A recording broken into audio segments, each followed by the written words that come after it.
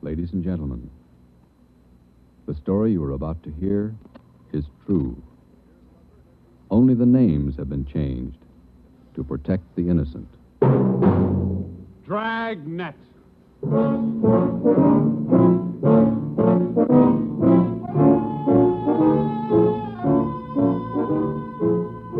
Dragnet, the documented drama of an actual crime, investigated and solved by the men who unrelentingly stand watch on the security of your home, your family, and your life.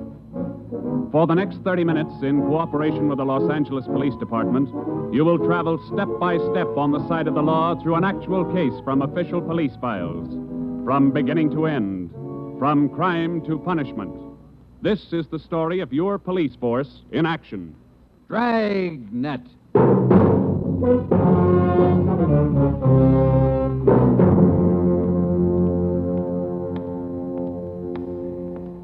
It was Tuesday, March 25th. It was cold in Los Angeles.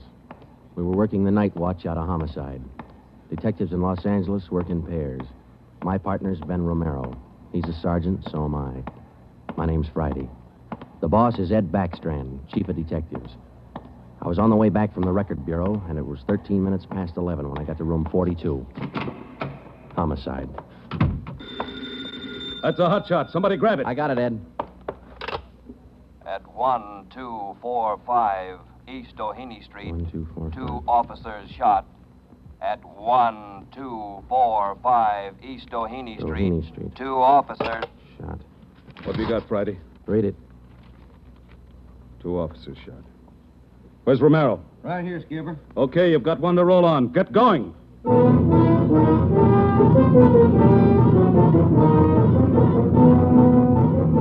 Both Ben and I knew where we were heading. We'd recognized the address. It was the Trapdoor Cafe, a joint in the south end of town that did business with a pretty rough crowd. 13 minutes later, we pulled up in front. 2 patrolmen had the crowd pretty well pushed back. There was a cruiser car in front of the cafe. The car door was open, and an officer was sprawled across the seat. He was conscious but weak, and one of his pant legs was pretty red. Hello, Sarge. Hi, how you doing? I've done better. Yeah, well, what happened? Williams and I were cruising. We've been keeping an eye on this cafe lately. Tonight we decided to take a look. And just as we went in, 2 guys left in a hurry, the back door.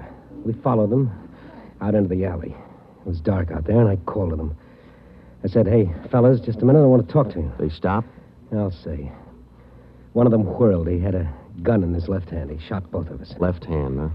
Williams went down and out. I went down, but I took a shot at them. No effect. And I started crawling out here to the car so I could call in. You started crawling? Yeah. Wait a minute, Emerson. Weren't there any people around by that time? Oh, yeah, quite a few ran out after the shots. You mean nobody would help you to the car? That's right. Did you get a good look at either of the gunmen? Well, one of them was tall. I think he was a redhead. There was something funny about his nose. That's all I saw. It's too dark out there. Williams was closer. I think he got a good look. Joe, the other officer, Williams. He's in pretty bad shape. Is he breathing? He's still alive, Emerson. I don't know how much time he's got. Ambulance? On the way. Okay, let's round up all the men who are in the cafe. We're taking them in.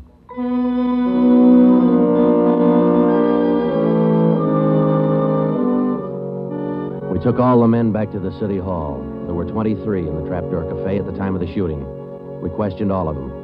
One of them said there had been a redhead in the place, but he couldn't describe him. Ben and I left the interrogation room, and we went back to the squad room. Friday, Romero. Got a minute? Yeah, Ed. Come on, Ben. Sit down. Okay. Did you get anything from those people you questioned? Nothing we could use. How's Williams? It's pretty bad. When do they operate? As soon as he comes out of shock. Probably in the morning. You boys will be there. Yeah, we will. When the surgeon digs that slug out, get it and mark it for evidence. Yeah. Skipper, them 2 men shot without asking any questions. They must be hot. Yeah.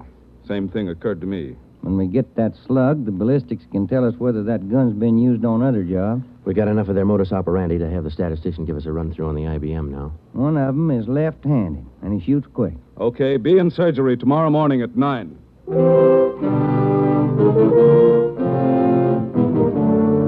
Neither Ben or I said much on the way home, but we were both thinking the same thing. I knew the chief was thinking it, too. Here were two men who'd shot a couple of police officers without asking any questions. Now, I suppose you've heard a lot of stories about what the force thinks of cop killers. Sure, we don't like to lose our friends and partners any better than anybody else would. Why not figure it this way? If these two guys would gun a couple of armed police officers, do you think they'd hesitate to shoot you, the unarmed citizen?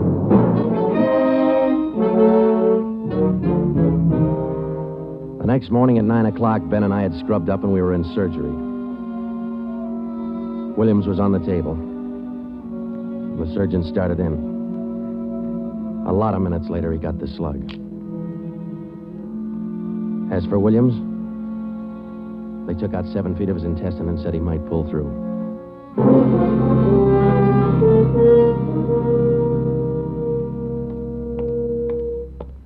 Joe, here's the report from ballistics. The slug they took out of Williams come from a .44 Smith & Wesson. The same gun was used in a liquor store killing about a month ago. You call the statistician? Yeah, She's running all the cards on previous shooting through the IBM machine. She ought to be through about now. Let's take a look. Okay, come on. Hi, Helen. Just a second. Okay.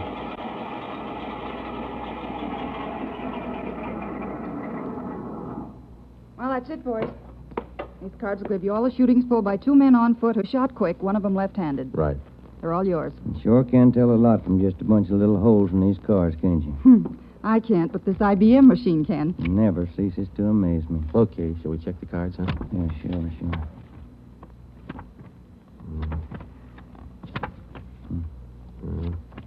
Wait a minute, Ben. Here we are. Huh? Yeah. Here's that liquor store killing ballistics tied the Smith & Wesson in on. Same gun that Emerson Williams was shot with? Well, it checks out. The liquor store was in the same neighborhood as the Trapdoor Cafe. Same gun, huh? Got to be. How long ago? A month ago, yeah. Ben, take the DR number off this card and let's pull the crime report on that job.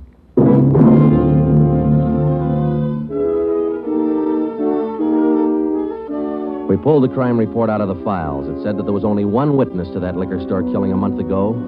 That witness was a woman. Miss Forbes, I'm sorry to disturb you like this, but we'd like to ask some questions about that liquor store killing you witnessed a little over a month ago. Well, I told the police everything I knew about it then. Yeah, we know, but maybe you wouldn't mind telling us again, huh? Oh, no, I guess not. I've been trying to forget it, to tell the truth. It was pretty terrible, and I really didn't see so very much because I was awful scared. I understand. But try to describe again just what happened, will you? Well, it was about 10 o'clock at night. I was walking down the street toward home when I realized I was all out of cigarettes. Well, I was right in front of the liquor store then, so I went in. The clerk was behind the counter, and there were two men standing there arguing. What's the idea of changing your mind? I thought we was going to get bourbon. No, let's get the wine. I want bourbon. Costs too much. Wine's good enough. The rest of them want bourbon, too. We better talk to them. Well, okay. We'll be back when we make up our mind, mister. Two men walked out of the store, and the clerk smiled at me and shrugged his shoulders. I bought a pack of cigarettes and turned to leave. But just then, the two men came back in again, and each of them had a gun in his hand. This is stick up, mister. The clerk just sort of crumpled to the floor. I couldn't believe my eyes, but that's just how it happened. The men said this is a stick-up, and then they shot him right away. Get over against the wall, lady, or you'll get the same. One of them punched the no sale on the cash register. I was shaking so I almost caved in. He scooped the money out of the drawer and stuffed it into his pocket. And then the other one went over to where the liquor clerk was lying face down. He knelt down beside the clerk and he put his gun against the clerk's spine. Then they both ran out of the store. Oh, it was terrible. That clerk, he was lying there helpless and wounded, and they deliberately... Yeah, Miss Forbes, I understand. Oh, Miss Forbes, you said that both of the men had guns. Yes. One of the guns was black, and the other was sort of fancy looking. What do you mean, Miss Forbes? Well, it was real shiny. Nickel-plated? I wouldn't know about that, but it was shiny. There were two guns, huh? Yes. Well, now about the men themselves. Well, I was so scared their faces just didn't register with me. The one who shot the clerk in the back was sort of stocky. That's about the best I can do. You mentioned in the report that one of the men was left-handed. Yes, I do remember that. Uh-huh. Look, Miss Forbes, this is very important to us. One of the men was a redhead? Redhead? Why, no, I didn't see any redhead.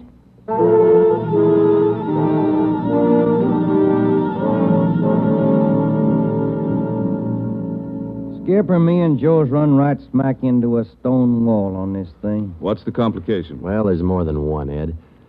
In the first place, we know that the .44 Smith & Wesson was used in both shootings, but the descriptions of the men involved don't check. Police officer Emerson said he thought the man that shot him and Williams outside the Trapdoor Cafe was a tall, left-handed redhead. Said there's something funny about his nose. You think Williams got a better look at him? Well, probably did, but Williams isn't strong enough to talk yet. And a girl that witnessed the liquor store killing a month ago said that one of those men was left-handed. But she said neither of them was a redhead. And on top of all that, now we've got 2 guns to worry about. The girl mentioned 2 guns, so we checked the autopsy report on that liquor clerk. And, Ed, the bullet that actually killed him came from a .32-20, not a .44 Smith & Wesson. That fact didn't get any publicity at the time, did it? No, it didn't. Okay. We won't give it any publicity now either. We'll allow down it's just the .44 Smith & Wesson we're after. Because if whoever owns the .32-20 finds out it's hot, we'll never get it. Anything else? Well, we sent teletypes to all outlying stations in neighboring cities. Told them if they get any red-headed suspects, no matter what charge they got them on, to hold them for questioning. Yeah. Now, how about this .32-20, the actual murder weapon? Any leads on it? We've got one, Ed. We've been checking the records, and we discovered that 4 hours after the liquor store killing, a taxi driver in the neighborhood was shot and robbed. Slug was pretty well mashed, but there was enough to tell it was from a .32-20. So we're going over to question the taxi driver now. Good. Well, I think you boys are on the right trail. So far, what we've got is mostly unrelated facts, but sooner or later, those facts have all got to tie in at some point along the line. Find that point. Yeah,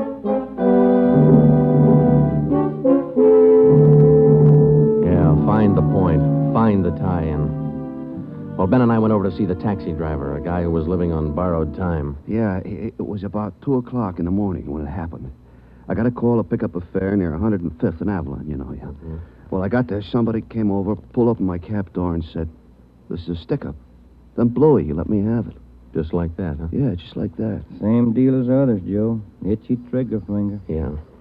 Did you get any kind of a look at the fella? Look, no, it's too dark. Uh-huh. Hey, according to the report, you got shot in the chest. Yeah, that's right. Oh, you're maybe wondering how come I'm still alive, huh? I'll tell you, pal, it's like something you'd see in a bad movie, you know? I'm carrying a few silver dollars with me, 9 of them to be exact. So I decided to stick them in my breast pocket. Well, mister, that just saved my life. The slug hit them silver dollars. It's one for the book, huh? Yeah, you said it. Well, thanks very much. Say, incidentally, we had a little trouble finding you today. You weren't at the stand you operated out of last month. Oh, look, I'm not only not at my usual stand, I'm not driving a hack no more. Oh? Look, after what happened, are you kidding? No, I don't want to push my luck any further than it's been pushed. Yeah, I figure I had it, you know?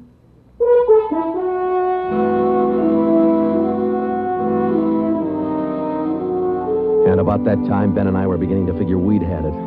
We were getting nowhere fast. We had a few informants nosing around, but so far they hadn't come up with any leads. Well, Ben and I followed up all the teletypes that poured in. We just got back from Santa Ana, where we'd been questioning a red-headed suspect, and we'd flopped in the squad room when Chief Backstrand's door opened. Friday, Romero. Got a minute? Yes, Skipper. Any luck with the Santa Ana redheads? No, none at all.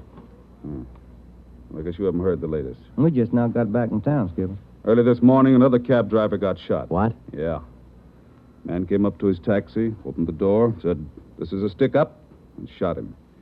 Bullet went through one leg and into the other, but the driver managed to start his cab and drove over to a cafe. He called in from there. Boys recovered the slug? Yeah. It came from the same .44 Smith & Wesson that was used in the other 2 jobs. The cab driver get a look at the gunman? Yeah, briefly. Was it the redhead? No. Well, the stocky guy. He wasn't redheaded and he wasn't stocky. That's all the driver knows. Well, that's great. Skipper, this is beginning to sound like a Gun of the Month club. You reckon somebody's renting them guns out? Well, they're passing the guns around all right, but I think they're working together. The way they operate indicates that. Yeah, the trigger-happy routine. Killing is apparently more than a business to them. It's pleasure, too. That's why we've got to get to them fast. Come over here. All right. Come on, Ben. Here. Take a look at this map. Uh-huh. Here's the Trapdoor Cafe, and over here's the liquor store. And down here is where the first cab driver got shot. Mm-hmm. Right here's where the second one got it. All of the shootings have taken place within an area of 10 square blocks. Okay. Tonight we're going to throw a blockade around that whole area. Good. It'll go into effect at 10 p.m.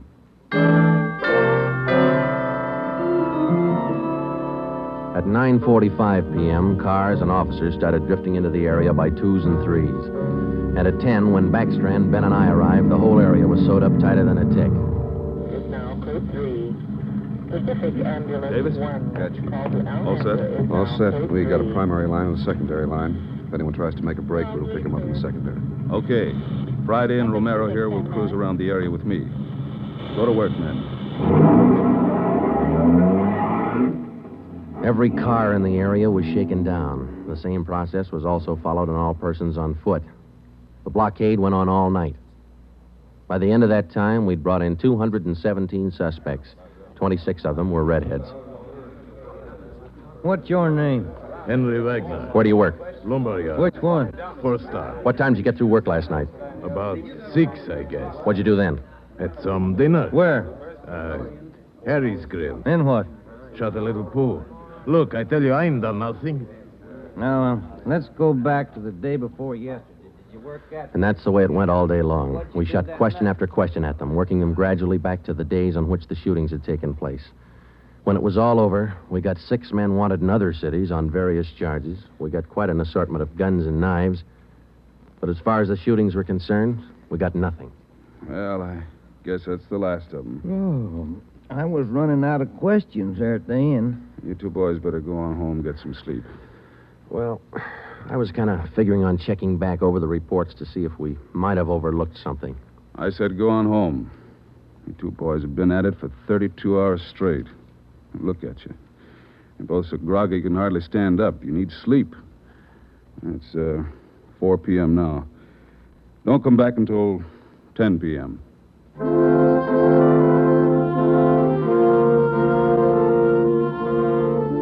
When I walked into the squad room at 10, Ben was already there. An informant had just phoned in a new lead. He told Ben he'd heard about a gang that had been hanging out down around the DeVere bungalow court in the south end of town. We knew that the DeVere was close to the Trapdoor Cafe, so we went over to talk to the manager. Joe, I've been meaning to ask you. You checked on how Williams is getting along? Yeah, I did. I called the hospital this afternoon. It's going to be all right. Oh, that's fine. Well, here we are. Yeah, manager's office. Still got a light on.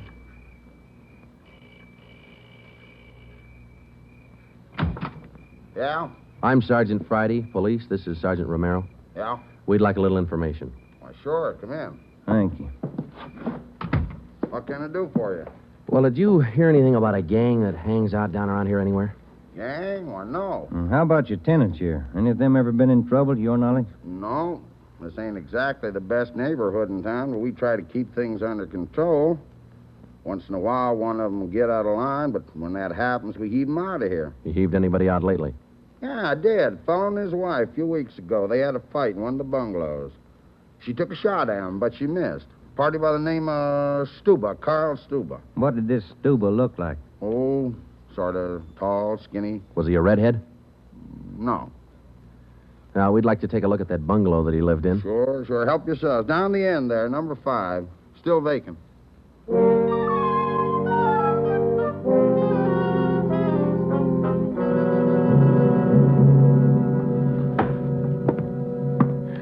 Well, I guess that does it. Stuba didn't leave a thing behind. Matter of fact, we don't have anything to prove that this Stuba's tied in at all. We're only working on a hunch. Hey, Joe, look. Where? Up on the wall there, just by the window. Oh, yeah. Yeah, that plaster there, it's newer than the rest.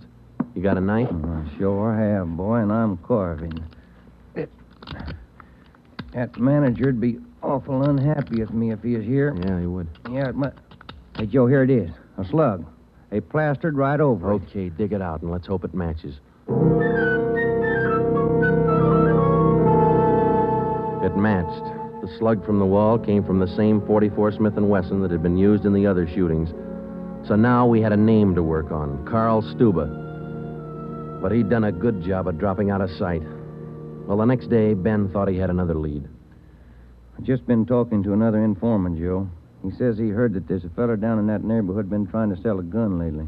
What kind of a gun? Nickel-plated with steer horn handles. Nickel-plated? Well, maybe that's our .44 Smith & Wesson. Maybe. Did the informant know who this man was? Said the feller's name was Alonzo. Yeah. Alonzo who? Just Alonzo. That's all he knew.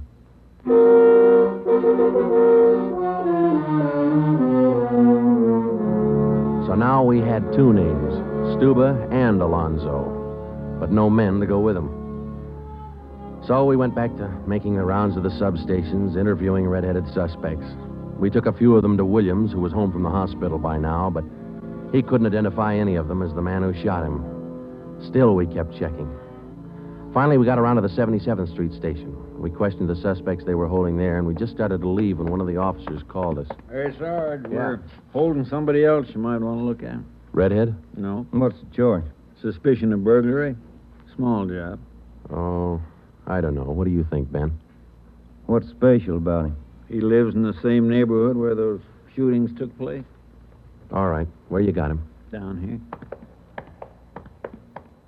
He admit anything? Nope. He's pretty surly. Here we are. Thanks. Hi. What do you want? I'm Sergeant Friday. This is Sergeant Romero. We'd like to ask you a few questions. Look, I already told the other cops all I know. I didn't steal no radio from that jerk. What's your name? We've been through all that once. Come on, what's your name? Jackson. Alonzo Jackson. Alonzo. I looked at Ben, and Ben looked at me. This could be the Alonzo who'd been trying to peddle that Smith Wesson. Ben and I both knew here was one suspect we'd have to be real careful with. Alonzo, according to the records, this burglary you're suspected of took place on the night of the 27th. Look, how many times do I have to tell you guys they didn't have anything to do with it? You got an alibi for that night? Sure, I got an alibi. I was out with a couple of friends. I can tell you. What's your friends' names, Alonzo? One of them's Crandall, the other Stuba.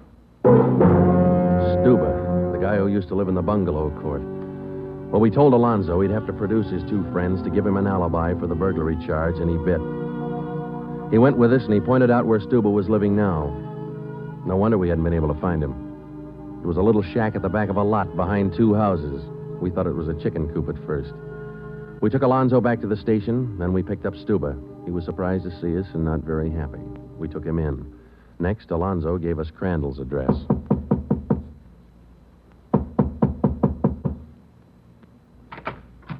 Yeah?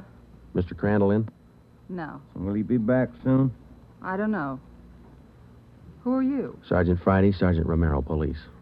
What do you want with him? Oh, nothing important, lady. We just wanted him as a witness. Oh. Well, I don't know just when he'll be back. Probably an hour or two. Okay, thank you.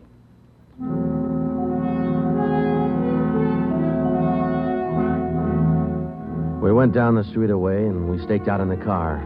We sat there for about 5 hours, and then Ben nudged me in the ribs. Hey, Joe. Huh? Joe, take a look. Coming along the sidewalk.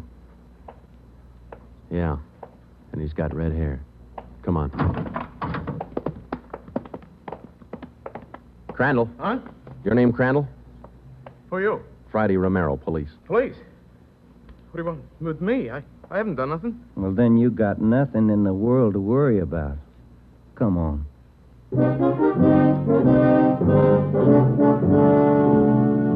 We questioned Crandall for an hour, but he wouldn't give an inch. Denied everything. Then we put him in a car, and we drove over to Officer Williams' house. I left Ben in the living room with Crandall while I went in Williams' bedroom. Hello, Sarge. Hi, Williams. How you doing? A little better, I think. That's fine. Look, we've got another redhead outside. Bring him in. Okay. All right, Crandall, come on in here. Who's in there? Why'd you bring me over here? Come on in here.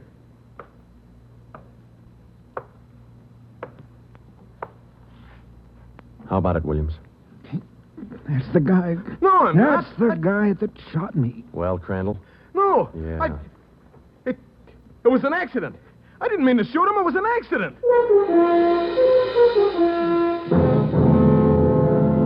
Once Crandall got started, he talked his head off.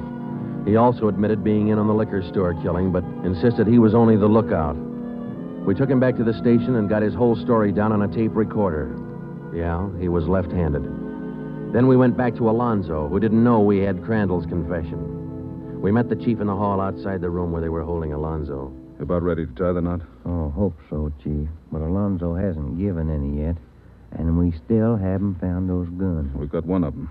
Which one? The Smith & Wesson. Stuba popped about that one 10 minutes ago. Said he left it with his girl.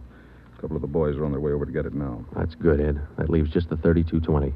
You haven't mentioned the 3220 to Alonzo, have you? No. He still thinks we're after that Smith & Wesson, and that's the way we're going to play it right now. Go ahead. Look, how much longer are you guys going to hold me here? Didn't you check with those friends of mine? Alonzo, we got a tip that you've been trying to sell a gun lately. A gun? Yeah, 44 Smith & Wesson. Oh. No, it's not true. That Smith & Wesson's been using a couple of robbery jobs this month, and we think it's your gun. That's a lie. Any proof of that? Why, yeah. Sure, I got proof of that. I used to have a gun, but it wasn't a Smith & Wesson. Look, if I tell you where it is, that ought to convince you, shouldn't it? It'll help things. Okay. I sold it to a neighbor of mine. He gave me $7. I'll give you his address. You sure it's not a Smith & Wesson? Sure, I'm sure. It's a 3220. Yeah, it worked. We went to the neighbor's address, and he admitted having bought the 3220, but said he'd lent it to a friend who'd never returned it. The friend had hocked the gun to a barber. The barber gave him $15 and a haircut for it. We finally got it from the barber, and we came back to the station. I'm all set, Joe. I'll be in the next room. Just give me the nod. Okay. Hello, Alonzo. Hey, you got the gun. Yeah, we got the gun. Well, now maybe you'll believe I'm on the level. Okay if I go now? I guess we won't be able to hold you here much longer. You can say that again, brother. You could have saved a lot of time if you'd have listened to what I've been trying to tell you all along. I guess you're right, Alonzo. Sure, I'm right. You know, you guys would be a lot better off you believe guys like me the first time we tell you something. But on the liquor Instead store of job, running... I was only a lookout. I was outside. It was the other two who pulled that one. Stuba and Alonzo. Alonzo killed the clerk. Hold it, Alonzo. Dirty, All screaming right, rat. Alonzo, that's enough. Now, come on, how about it? What's the use? All right. That's like he said. Okay, Ben, bring the recorder in here. Alonzo's ready to make a record now.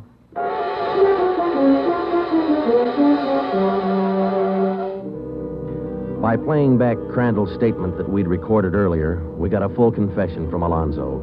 We took the three of them out and had them reenact the 4 shootings, and we photographed it on sound film.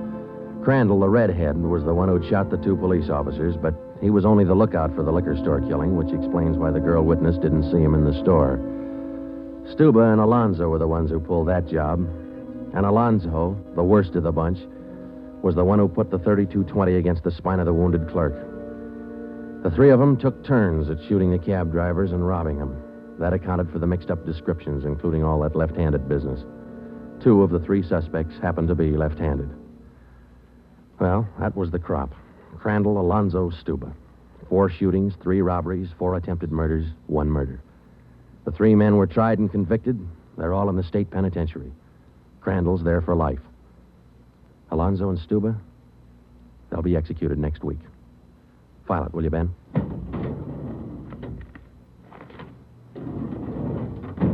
Case closed. Dragnet.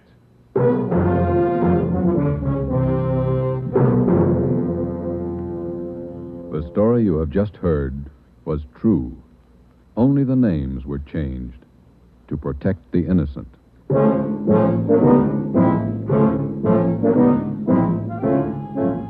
You have just heard the second in a new series of authentic cases from official files. Technical advice for Dragnet comes from the office of C.B. Horrell, Chief of Police, Los Angeles Police Department. Tonight's program is dedicated to Radio Officer Delmer E. Cook of the Los Angeles Police Department, who, on the afternoon of December 6, 1948, gave his life so that yours might be more secure. Dragnet came to you from Los Angeles. This is NBC, the national broadcasting company.